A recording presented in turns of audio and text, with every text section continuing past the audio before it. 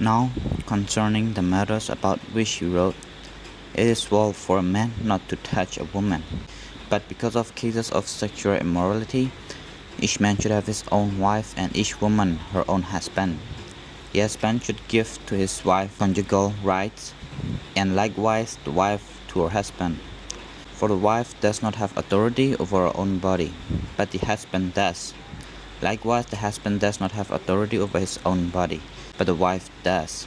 Do not deprive one another, except perhaps by agreement for a set time, to devote yourself to prayer, and then come together again, so that Satan may not tempt you because of your lack of self-control.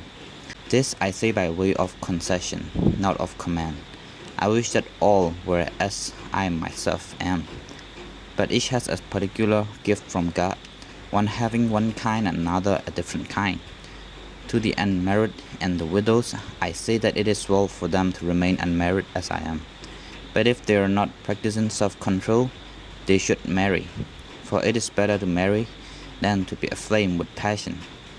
To the married, I give this command, not I, but the Lord, that wife should not separate from her husband, but if she does separate, let her remain unmarried, or else be reconciled to her husband, and that the husband should not divorce his wife. To the rest I say, I, and not the Lord, that if any believer has a wife who is an unbeliever, and she consents to live with him, he should not divorce her. And if any woman has a husband who is an unbeliever, and he consents to live with her, she should not divorce him. For the unbelieving husband is made holy through his wife, and the unbelieving wife is made holy through her husband. Otherwise, your children would be unclean. But as it is, they are holy.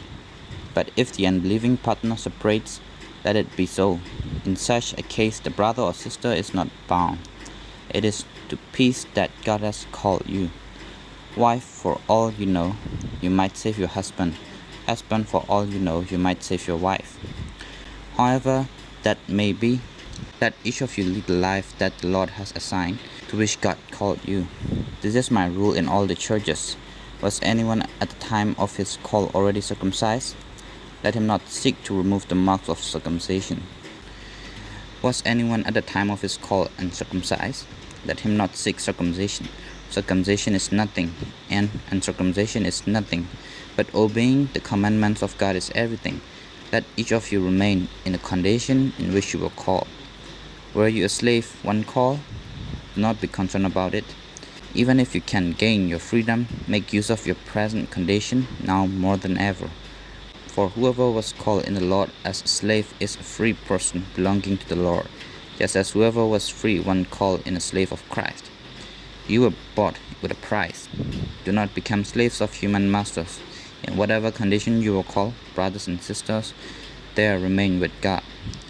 Now concerning virgins, I have no command of the Lord, but I give my opinion as one who, by the Lord's mercy, is trustworthy.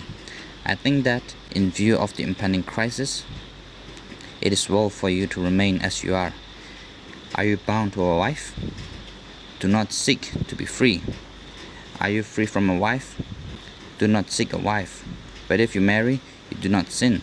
And if a virgin marries, she does not sin.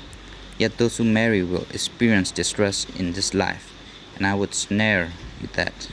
I mean, brothers and sisters, the appointed time has grown short. From now on, let even those who have wives be as though they had none, and those who mourn as though they were not mourning, and those who rejoice as though they were not rejoicing, and those who buy as though they had no possessions, and those who deal with the world as though they had no dealings with it. For the present from this world is passing away. I want you to be free from anxieties. The unmarried man is anxious about affairs of the Lord, how to please the Lord. But the married man is anxious about the affairs of the world, how to please his wife, and his interests are divided. And the unmarried woman and virgin are anxious about the affairs of the Lord, so that they may be holy in body and spirit. But the married woman is anxious about the affairs of the world, how to please her husband.